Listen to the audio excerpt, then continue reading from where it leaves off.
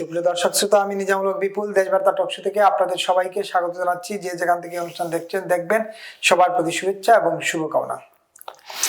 নিশ্চয়ই জানেন যে সমসাময়িক বিষয় নিয়ে আমরা কথা বলি। দেশে প্রচন্ড ক্রাইসিস যাচ্ছে গ্যাস, বিদ্যুৎ এবং জ্বালানির, এবং প্রধানমন্ত্রী গতকালকে বলেছেন খুব দ্রুততম সময়ে গ্যাসের সংকট কেটে যাবে, আবার জ্বালানি সংকট কেটে যাবে। আবার বাণিজ্য মন্ত্রী, পরিকল্পনা প্রতিমন্ত্রী, অর্থমন্ত্রী তারা লম্বা সময়ের জন্য বলছেন যে লম্বা সময় ধরে গ্যাসের সংকট থাকবে দেশে। এই পরিস্থিতিতে মানুষ ক্ষুব্ধ হচ্ছে। সিএনজি স্টেশনগুলোতে দীর্ঘ লাইন, যানবাহনের মারামারি হচ্ছে বিভিন্ন জায়গায়। এসব ঘটনা মানুষকে রীতিমতো ক্ষুব্ধ করে তুলছে।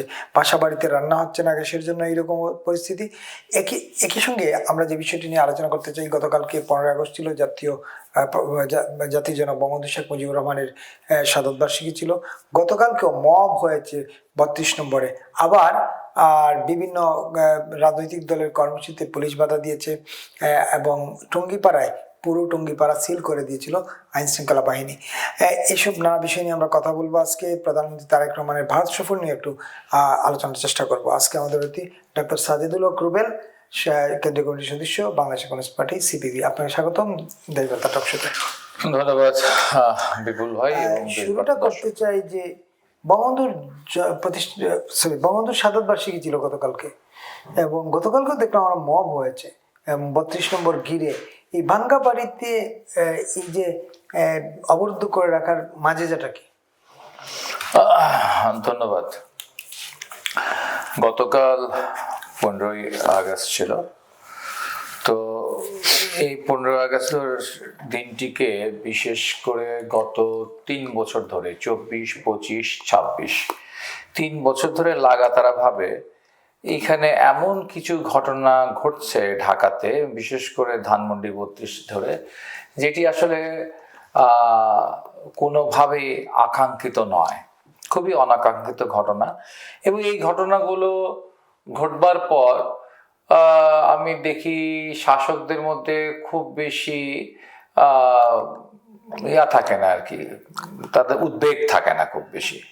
এটা এরকম করছো কেন, এরকম করার দরকার নেই, এরকম হালকা পাতলা। তাও এই হালকা পাতলা ভাবটা আমরা ইন্টারিম গভর্নমেন্টের প্রধানের সময়ের মধ্যে দেখিনি আর কি। ঠিক আছে, তাকে দেখিনি কখনো বলতে যে আইনকে নিজের হাতে তুলে নেবেন না, ঠিক আছে, আইনকে আইনের পথে হাঁটতে দেন, আমরা আইনের শাসন কায়েম করতে চাই, এরকম কথাবার্তা বলার কোনো প্রয়োজন তিনি বোধ করতেন না। তিনি এমন ভাব নিতেন যে এমন কোনো ঘটনা বাংলাদেশে ঘটেই নেই, ঠিক আছে, এরকম একটা ভাবে থাকতেন আর কি। এবং দেখবেন 24 সালের 5ই আগস্টের পর তার মাত্র 10 দিন পর যখন 15ই আগস্ট হয়, সেখানে কিন্তু অনেক নিরীহ সাধারণ মানুষ, এমনকি যারা গিয়ে আওয়ামী লীগ করেন, আওয়ামী লীগের নেতা বা কর্মী সমর্থক, যারা গিয়ে নিজেদের সম্পর্কে যাদের একটা আত্মবিশ্বাস ছিল যে তাদের নামে কোনো মামলা হয় নাই, তাদের নামে কোনো মামলা হবে না, বা তারা কোনো রকম খুন বলেন, কোনো দুর্নীতি বলেন, কারোর সাথেই সম্পৃক্ত না, কিন্তু তারা গিয়ে বেশ মুজিব ভক্ত, বঙ্গবন্ধুকে তারা শ্রদ্ধা করতে চান, এরকম অনেক মানুষ যাওয়ার চেষ্টা করছেন, এবং প্রত্যেকটা মানুষ, নারী পুরুষ নির্বিশেষে লাঞ্ছিত হয়েছেন। আমরা দেখেছি সেই 24-এর 15ই আগস্ট টেলিভিশনের পর্দায়, দেখেছি সামাজিক মাধ্যমে, যে বয়স্ক মানুষ, সাদা দাড়িওয়ালা, ধবধবে দাড়িওয়ালা সাদা মানুষ, 70 ঊর্ধ্ব মানুষ, 80 ঊর্ধ্ব বয়সী মানুষ, তাদেরকে কান ধরে উঠবস করা, জামা কাপড় খুলে উলঙ্গ করে দেওয়া, অনেকের ক্ষেত্রে জামা কাপড় খোলা হয়েছে, নারীরা যারা আছে নারীদের লাঞ্ছিত করা হয়েছে, শাড়ি ধরে টানাটানি করা হয়েছে, মানে একটা যেমন ইচ্ছা তেমন জাত, মানে একটা জঙ্গলের মতো একটা পরিস্থিতি আর কি। কোন একটা সভ্য দেশে এরকম একটি ঘটনা ঘটতে পারে না আর কি। তখনই আমরা ভাবছিলাম যে এক স্বৈরতন্ত্রকে উৎখাত করে আমরা হয়তো আস্তে আস্তে আর একটি চরম মানে ফ্যাসিবাদী জায়গা, মানে এক ফ্যাসিবাদকে উৎখাত করতে গিয়ে আমরা আরো বড় ফ্যাসিবাদের প্রেক্ষিত তৈরি করতেছি আর কি। এবং তারপর দেখলাম যে মব জিনিসটা তো আসলে একটা কালচারে রূপান্তরিত হইলো, এটা বন্ধ হইলো না, এটা চলতেই থাকলো আর কি। এখন আসলে মবের শক্তিটা কমে আসছে, এটা আপনার মানতে হবে। যে জিনিসটা আমরা 24-এ দেখছিলাম, যে 24 সালে যে মবের যে স্বতঃস্ফূর্ততা গুলো ছিল, বা তার যে হচ্ছে মানে মবের একটা জঙ্গিত্ব ছিল, সেই জঙ্গিত্বটা কিন্তু মব হারায় ফেলছে, বা তার হচ্ছে সেই যে অনেক মানুষ সেখানে যেত, মানে 400-500 বা হাজার খানেক মানুষ সেখানে যেত আর কি, সেটা কিন্তু এখন হচ্ছে না, এটা একটু কমে আসছে আর কি। বিভিন্ন রাজনৈতিক দল তো বেশ হচ্ছে ঘোষণা দিয়ে হচ্ছে না দিয়েও সেখানে হচ্ছে গিয়ে লাফায় ঝাঁপায় পড়তো, কিন্তু সেটা এখন দেখি যে সেভাবে করে হচ্ছে না আর কি। কিন্তু মূল যে মানে প্রবণতার জায়গা, সেটা আমার মনে হয় অক্ষত রয়েছে। পাবলিকের রেসপন্স পাচ্ছে না, কিন্তু রেসপন্স না পারলে হচ্ছে চেষ্টা করা হচ্ছে, বারংবার চেষ্টা করা হচ্ছে ধানমন্ডি 32-কে নিয়ে হচ্ছে গিয়ে সেখানে একটা অপমানজনক পরিস্থিতি তৈরি করা এবং হচ্ছে বঙ্গবন্ধু শেখ মুজিবুর রহমানকে লাঞ্ছিত করবার একটা বিষয় ওখানে রয়ে গেছে আর কি। এই প্রবণতা আসলে কেন? তো আমার একজন হচ্ছে আমার এলাকা মহল্লার একজন মুরব্বী আমাকে একটা কথা বলছিল, বলতো ধানমন্ডি 32 কেন ভাঙলো? আমি ভাঙলো পছন্দ করে না, বললেন স্পেসিফিক করে বলো। আমি বললাম আপনি বলেন। তো সে আমাকে বলল যে দেখো, যে এই ধানমন্ডি 32 কিন্তু বিগত 17 বছর হচ্ছে আওয়ামী লীগের কার্যালয় ছিল না। হ্যাঁ, কার্যালয় কেন, বাসস্থানও ছিল না। হ্যাঁ, শেখ হাসিনা এখানে বাসও করেনি ধানমন্ডি 32 নম্বরে, এই 17 বছরে এখান থেকে কিছুই করা হয়নি। তারপর ওরা কেন ভাঙে?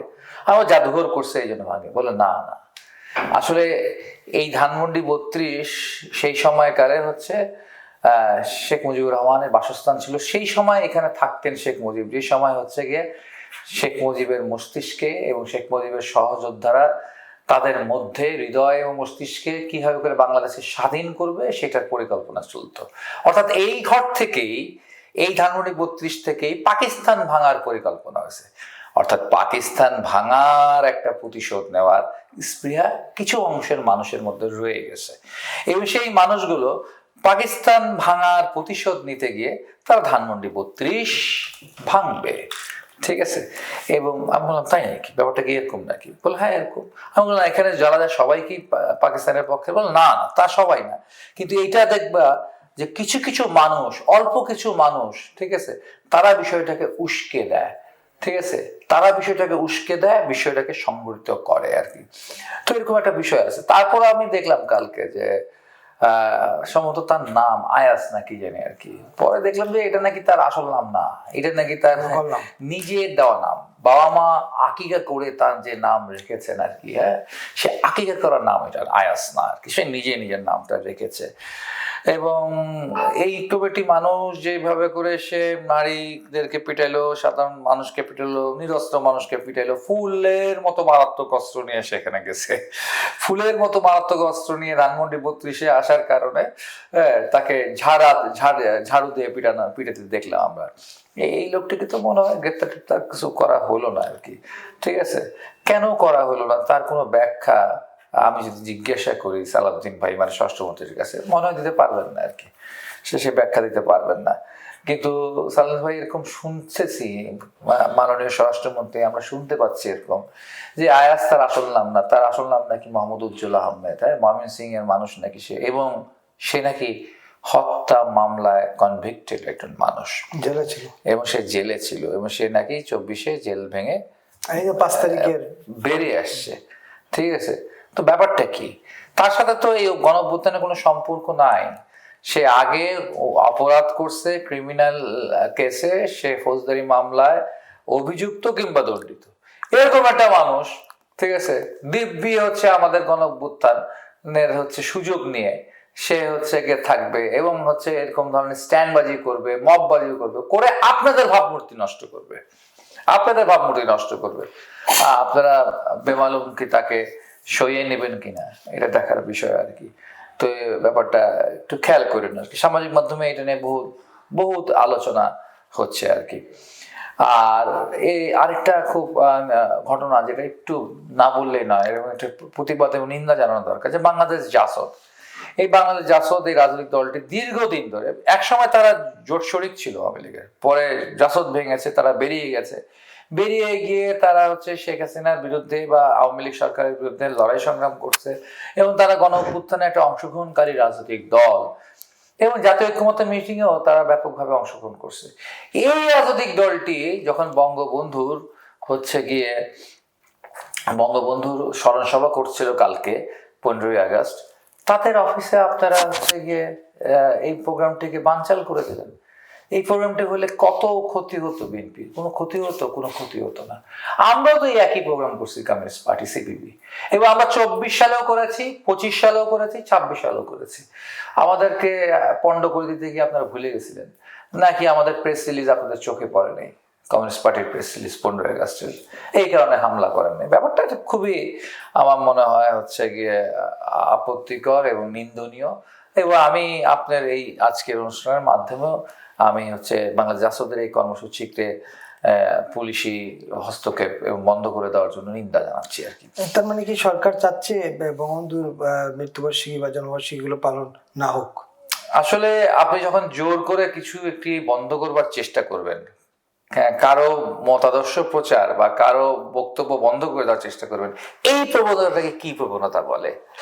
এই প্রবণতাকে গণতান্ত্রিক প্রবণতা বলবে? এই প্রবণতাকে মুক্তিযুদ্ধের চেতনা প্রবণতা বলবে? নাকি প্রবণতা 24-এর গণঅভ্যুত্থানের চেতনা বলবে? কোনো কিছুর মধ্যে এটা টিকবে না। এটা শুধুমাত্র টিকবে এই প্রবণতা ফ্যাসিবাদী প্রবণতা।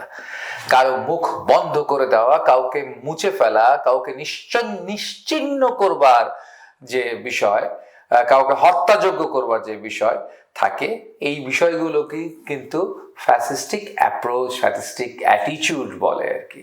ভেবে দেখেন আর কি বিষয়টা। আমরা পরে আলোচনা একটু যেতে চাই। সেটা হচ্ছে যে নিশ্চয়ই আপনি জানেন যে দেশ জুড়ে এক ধরনের ক্রাইসিস যাচ্ছে। জ্বালানি, গ্যাস, বিদ্যুতের বিলও দিব্যি দ্বিগুণ তিনগুণ বিল হচ্ছে, বিদ্যুৎ পাওয়া যাচ্ছে না। এই ক্রাইসিস থেকে কোনো ক্রাইসিস আমরা দেশে হইলে সবসময় সরকার আগের সরকারকে দায়ী করে, তার ধারাবাহিকতাই আমরা দেখি। তো এটা থেকে পরিত্রাণের উপায় কি, বা সরকার আসলে এটা মনোযোগ দিচ্ছে কিনা?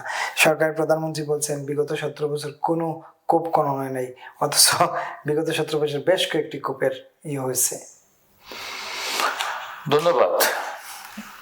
জ্বালানি সেক্টর, বিদ্যুৎ সেক্টরের এই যে নৈরাজ্যকর পরিস্থিতি এবং আজকে যে হচ্ছে বিশাল মানে ভ্যাকিউম সৃষ্টি হয়েছে, শূন্যতা সৃষ্টি হয়েছে, তার অন্যতম কারণ হচ্ছে বিভিন্ন সময়ের বিভিন্ন শাসক দলের গৃহীত ভুল নীতি।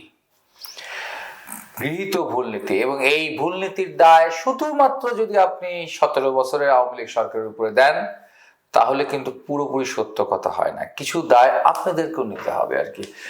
মাগুরছড়ার অক্সিডেন্টাল দুর্ঘটনার কথা আমাদের মনে আছে। নাইকোর সেই দুর্নীতি, নাইকোর ঘটনা আমাদের মনে আছে আর কি। হ্যাঁ, আমাদের মনে আছে আমরা হচ্ছে ছাত্র ইউনিয়নে যখন আমি কেন্দ্রীয় নেতা ছিলাম, তখন আমরা পায়ে হেঁটে আপনার এলাকায় গেছিলাম, হবিগঞ্জে গেছিলাম আর কি। নবীগঞ্জে বিবিয়ানা গ্যাস ফিল্ড ছিল। সেই বিবিয়ানা গ্যাস ফিল্ড থেকে পাইপ লাইনে ভারতে গ্যাস বিক্রির পরিকল্পনা আপনারা করেছিলেন আর কি। বিএনপি জামাত সরকার সে সময় এটা পরিকল্পনা করেছিলেন। আমরা তীব্র লড়াই লড়েছি, এই নিয়ে আমরা হরতাল করেছি, আমাকে গ্রেপ্তার করা হয়েছে, আমি জেলেও খেটে এসেছি। আমি ছাত্র জীবন, আমি প্রথম, একটা গর্বের ব্যাপার, প্রথম কেন্দ্রীয় ছাত্র নেতা বিএনপি জামাত ইসলাম ক্ষমতা আসলে পরে যে গ্রেপ্তার হয়েছিল আর কি। ছাত্রলীগের কেউ গ্রেপ্তার হয়নি তখনও, তার অনেক পরে নজরুল ইসলাম বা লিয়াকত শিকদার এরা গ্রেপ্তার হয়েছিলেন আর কি। তো এই আন্দোলনে আমরা গ্রেপ্তার হয়েছিলাম। আমরা পায়ে হেঁটে বিবিয়ানা পর্যন্ত লং মার্চও করেছি। পরে আপনাদের এখান থেকে আপনারা ফিরতে বাধ্য হয়েছিলেন আর কি।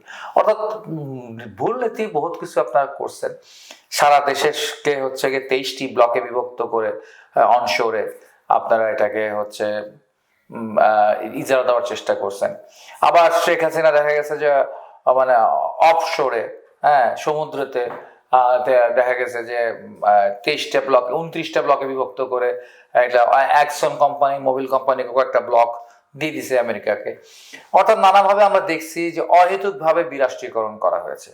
এবং সবচেয়ে বড় কুঠারাঘাতটা হচ্ছে বিগত সরকারের আমলে, যেটা হচ্ছে এই কুইক রেন্টালের এই যে বিষয়টি, এই কুইক রেন্টালের মধ্যে দিয়ে যে ঘটনা ঘটছে, একদিকে সফলতা পাওয়া গেছে, সেটা হচ্ছে যে দেখা গেছে যে আমরা প্রায় 23,000 মেগাওয়াট মানে রেকর্ড ছিল উৎপাদন করতে পেরেছি।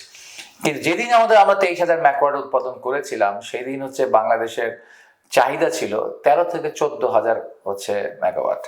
তার মানেটা কি দেখা যাচ্ছে? তার মানে দেখা যাচ্ছে 10,000 অতিরিক্ত হয়েছে, তো হইলে তো সমস্যা নেই, কিন্তু সমস্যা একটা আছে রেন্টাল এবং কুইক রেন্টাল পদ্ধতির কারণে।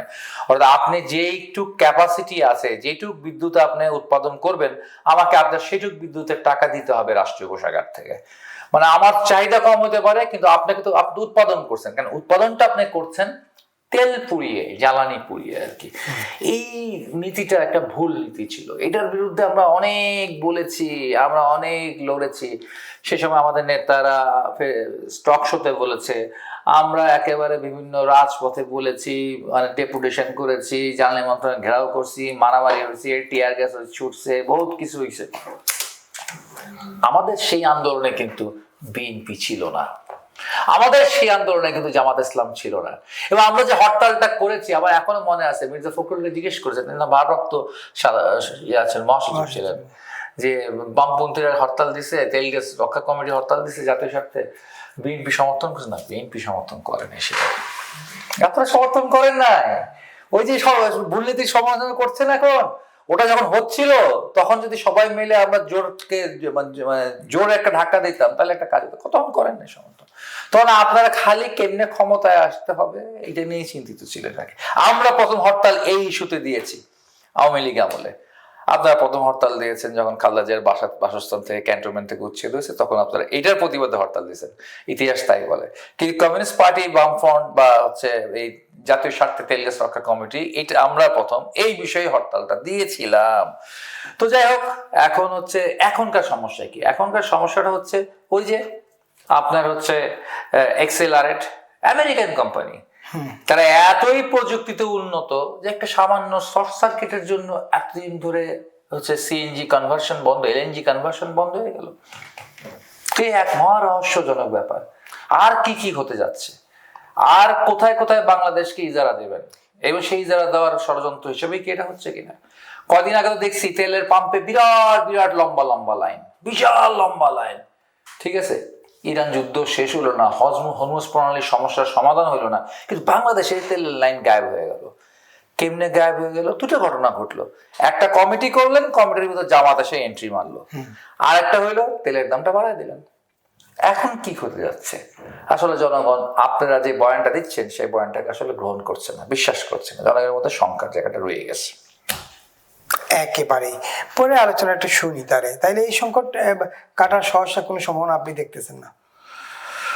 দীর্ঘ সময় দরকার, প্ল্যান দরকার। এতে কি মানুষ, সামনে তো সারের সিজন, সার লাগবে, হ্যাঁ কষ্ট হবে, সারের শূন্যতা দেখা যাবে, সেচের সমস্যা দেখা যাবে, বিদ্যুতের সমস্যা দেখা যাবে। এটা কি মানুষের এটা, এবং এই জ্বালানি সংকটের কারণে দ্রব্যমূল্য ইতিমধ্যে বেড়ে গেছে, আরো বেড়ে যাবে। এটা কি মানুষকে বিস্ফোরক করবে কিনা? এটা তো বিস্ফোরণ করার সম্ভাবনা থাকবে। এবং এনসিপি জামাত তো এটা নিয়ে রাজনীতি খেলার চেষ্টা করতেছে আর কি, এবং তারা এটা নিয়ে খেলবে আর কি। তবে আমরা যেটা বলি সরকারকে, ঠিক আছে, যে ইউনুসের মতো কিছু করেন না, হুট করে অনেক কিছু বদল করে মানে হাততালি পাওয়ার চেষ্টা করেন না, ঠিক আছে? যেটা আপনাদের করা দরকার সেটা হচ্ছে আমাদের যে পুরনো বিদ্যুৎ কেন্দ্রগুলো আছে, জনগণের মালিকানা বিদ্যুৎ কেন্দ্র, সেগুলাকে আবার কিভাবে ঠিক করা যায় সেটা করার চেষ্টা করেন। ওটা করতে করতে আপনি এখন রেন্টাল কুইক রেন্টাল যে সিস্টেমের মধ্যে আছে, সেই সিস্টেমটাকে আরেকটু কন্ট্রোল করে সেই সিস্টেমটা আপাতত চালু রাখেন। ওটা চলতে চলতে আপনি বিকল্প সমস্ত বিষয়গুলোকে দাঁড় করান, এবং নতুন যে জ্বালানি নীতি, নতুন বিদ্যুৎ উৎপাদনের নীতিটাকে আপনি গ্রহণ করেন, ঠিক আছে? এটা গ্রহণ করেন। শর্টকাট পদ্ধতি, কুইক পদ্ধতিতে সমস্যার সমাধান হবে না, ঠিক আছে? আর জাতির কাছে একটু করজোরে মাপ চান যে আমরা পারছি না, আমরা কষ্ট হবে। প্রধানমন্ত্রী তো কালকে দুঃখ প্রকাশ করছেন। হ্যাঁ, এটা খুব ভালো। এই দুঃখটা একটু ঘন ঘন প্রকাশ করতে হবে বিভিন্ন সেক্টরে। যখন চালের দাম বাড়তেছে তখন দুঃখ প্রকাশ করবেন, যখন আমার ভৌতিক বিল আসতেছে বা বাসায় ইলেকট্রিসিটির পোস্টপেড প্রিপেড উভয় ক্ষেত্রে, এই জন্য একটা ক্ষমা প্রার্থনা করেন। আগে তো বিল একটু আজান দিয়া জিনিসপত্রের দাম মানে বিদ্যুতের দাম বাড়তো আর কি, গণশুনানিতে। এখন তো দেখি যে কোনো আজান টাজান হয় না, পরের মাসে থেকে হঠাৎ করে খরচ বেশি আসছে আর কি, ঠিক আছে? বা আমার কার্ড শেষ হয়ে যাচ্ছে। হ্যাঁ, আমার বাড়িতে দেখা যাচ্ছে 500 টাকার কার্ড ভরলাম, সেটা 2 দিন চলতেছে না। এটা অবাক কাণ্ড। আগে যেটা 500 টাকা বললে 7 দিন চলতো, তার মানে কি 3 গুণ বেড়ে গেছে নাকি? এটা কেমনে সম্ভব? তো এরকম ব্যাপার স্যাপার আছে আর কি। তো প্রধানমন্ত্রী ভারত সফর নিয়ে আপনি কি ভাবছেন? প্রধানমন্ত্রী ভারত সফরের সিদ্ধান্তর জন্য প্রধানমন্ত্রীকে অভিনন্দন জানাই, তার প্রজ্ঞাকে অভিনন্দন জানাই, ঠিক আছে। কিন্তু এখন নানান রকম উস্কানি ছিল, এখনো হয় না হলেও কিছুটা তো পজিটিভ জিনিস আসছে। নানা ধরনের উস্কানি ছিল এখানে না যাওয়ার, কিন্তু ওখানে না গেলে সমস্যা ভারতের হবে না, সমস্যা বাংলাদেশের হবে। কেমন? ঠিক আছে, আপনি দেখেন আমার পানি ইমিডিয়েট একটা ক্রাইসিস, আমার পানি লাগবে, গঙ্গার চুক্তি রিনিউ করতে হবে, তিস্তার বিষয়টিকেও আমাকে সামনের দিকে অগ্রসর করতে হবে। বর্ডার কিলিং যেটা হয় সেটার ব্যাপারেও একটা কার্যকারণ থেকে শুরু করে বন্ধের উপায় সবকিছু মিলিয়ে একটা স্বচ্ছ আলোচনা প্রয়োজন, এবং এটা শীর্ষ পর্যায়ে নেতৃত্বের আয়োজন। এটা শুধু বিডিআর বিএসএফ এর ফ্ল্যাগ মিটিং এর মাধ্যমে এটা পসিবল না, বর্ডার কিলিং বন্ধ করা, ঠিক আছে। ফলে এবং পুশ ইন পুশ ব্যাকের যে বিষয়গুলো আছে সেটার ব্যাপারেও বাংলাদেশকে তার স্ট্যান্ড নেওয়া লাগবে আর কি। এবং এটা কিন্তু ঢাকায় বসে আপনি গালাগালি করে কোনো সমস্যার সমাধান করতে পারবেন না, কিচ্ছু করতে পারবেন না, ঠিক আছে। ঢাকায় বসে গালাগালি করে আর কি আপনি স্লোগান দেবেন হচ্ছে দিল্লি না ঢাকা, ঢাকা, কিন্তু বাস্তবে যেটা দেখবো যে দিল্লি না ঢাকা বলে কিছু আর আপনারা করেন না। পরে আমরা দেখি বাস্তবে বাণিজ্য চুক্তির দিকে তাকাই এবং আরো অনেক কিছু দেখে দিল্লি না ওয়াশিংটনের জায়গায় চলে আসছে। আমি মাওলানা ভাসানীর একটি বক্তব্য, যেটি তিনি মুক্তিযুদ্ধের কয়েক বছর পর দিছিলেন আর কি, যে পিন্ডি মানে রাওয়ালপিন্ডি পাকিস্তানের, পিন্ডি ছেড়েছি দিল্লি যাব না। তো সেই সুরে বলতে বাধ্য হই যে দিল্লি ছেড়েছি ওয়াশিংটন যাব না, ঠিক আছে। আপনারা হচ্ছে এই জিনিসটা একটু মাথায় রাখতে হবে। তো সেই ক্ষেত্রে তাহলে কি করা দরকার, তাহলে হচ্ছে দিল্লির সাথে ভারতের সাথে আমাদের একটা সমান সমান ডিপ্লোমেসি করা দরকার, একটা উইন উইন ডিপ্লোমেসি করা দরকার, ঠিক আছে। আমার পানি দরকার, তোমার নিরাপত্তা দরকার, ঠিক আছে। আমার এই জিনিসগুলো দরকার, তোমার হচ্ছে গিয়ে দেশের অখণ্ডতা রক্ষা করা দরকার, তোমার অখণ্ডতা তোমার নিরাপত্তায় আমি তোমাকে সহযোগিতা করব, তুমি আমাকে সহযোগিতা করবে। একটা জিনিস খেয়াল রাখেন, আমরা খুব ট্রান্সক্রিপশন এই নিয়ে খুব হইচই করছি। আমরাও তো ভারতের ট্রানজিট ব্যবহার করতাম আর কি। আমরা হচ্ছে ভারতের মধ্যে থেকে ভুটানে মাল পাঠাইতাম, হ্যাঁ, আমরা হচ্ছে নেপালে পাঠাইতাম, এবং এর জন্য আমাদের কোনো ভ্যাট মাসুল দিতে হতো না। আমরা বা ভারতে মানে এই সেভেন সিস্টার কথা বলে না, সেই সেভেন সিস্টার বহু জায়গায় বাংলাদেশি পণ্য বিক্রি হতো আর কি, হ্যাঁ, কারণ সেটা ওইখান থেকে আসে পণ্যটা, যে খরচ লাগে বাংলাদেশের থেকে সিলেট দিয়ে যেতে অত খরচ লাগতো না, কুমিল্লা দিয়ে যেতে অত খরচ লাগতো না ত্রিপুরায়।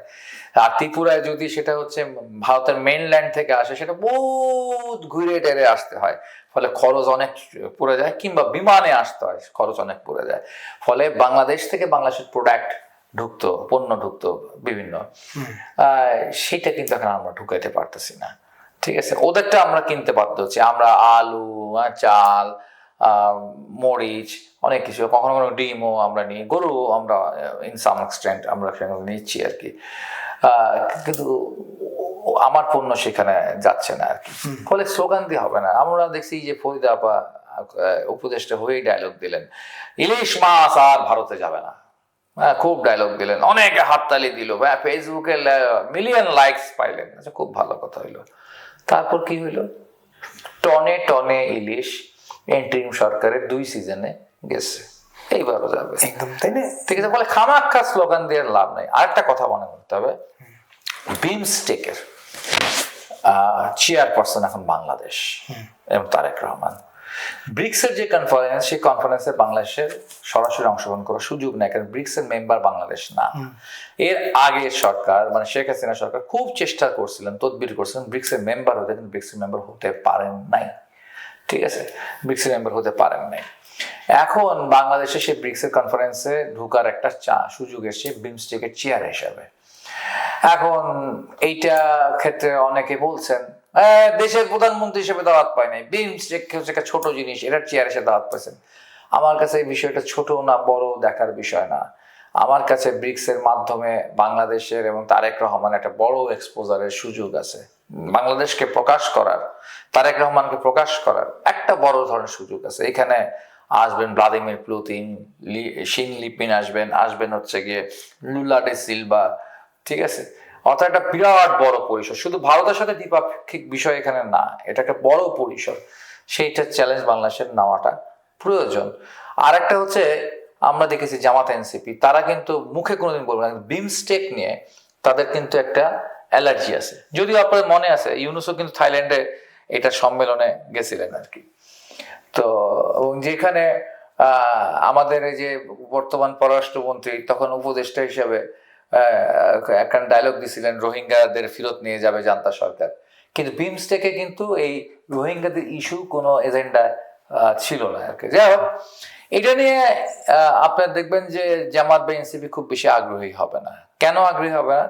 কারণ বিমস্টেক একটা আঞ্চলিক জোট, যেটার মেম্বার হচ্ছে বাংলাদেশ, আপনার হচ্ছে গিয়া ইন্ডিয়া, এমতে হচ্ছে মায়ানমার, তারপর হচ্ছে শ্রীলঙ্কা, থাইল্যান্ড। এইটার একটা কোঅপারেশনের জোট আর কি, আঞ্চলিক জোট, বঙ্গোপসাগরের প্রতিবেশীদেরকে নিয়ে। এখানে পাকিস্তান নাই, ঠিক আছে? এটা একটা ব্যাপার। সেই কারণে বিমস্টেকের চেয়ার হিসেবে কেন যাবে, বিমস্টেকে গুরুত্ব দিতে তারা অতটা চান না আর কি। আর বিমস্টেকে কিন্তু একটা ফ্রি ট্রেডের কথা ছিল, সেই ফ্রি ট্রেডে যদি আসে বিমস্টেক, তাহলে কিন্তু বাংলাদেশের জন্য হচ্ছে মায়ানমারের বাজার, থাইল্যান্ডের বাজার, মানে আরো বিরাট একটা ওপেন মার্কেট বাংলাদেশ পাইতো আর কি। তো বাংলাদেশের স্বাধীন বাণিজ্য করার অধিকার তো নাই, সেটা তো আমেরিকা ইতিমধ্যে খর্ব করে দিচ্ছে আর কি। ফলে আমেরিকার দোসররা চাবে না কখনো যে আপনি হচ্ছে বিমস্টেকের চেয়ার হিসেবে ব্রিক্সে কথা বলেন আর কি। তো সেই ক্ষেত্রে মনে হয় যে শুধু বাংলাদেশ ভারতের দ্বিপাক্ষিক সমস্যা নিয়েও হচ্ছে গিয়ে আলোচনা করবার জন্য ভারতে যাওয়া দরকার, সেখানে একটা উইন উইন ডিপ্লোমেসি নেওয়া দরকার, সেখানে চোখে চোখ রেখে কথা বলা দরকার, ঠিক আছে? সেখানে নতজানু হয়ে না, শির দ্বারা সোজা করে কথা বলা দরকার, কিন্তু পালানো দরকার নাই। আপনার না যাওয়াটা হচ্ছে এসকেপিজম হয়ে যাবে আর কি। পালায়া সমস্যার সমাধান করবেন না। ঢাকা শহরে বসে বসে বড় বড় গরম গরম বক্তৃতা টিএসসিতে দিয়া, স্লোগান দিয়া কিচ্ছু হবে না আর কি। জায়গা মতো কথা বলতে হবে।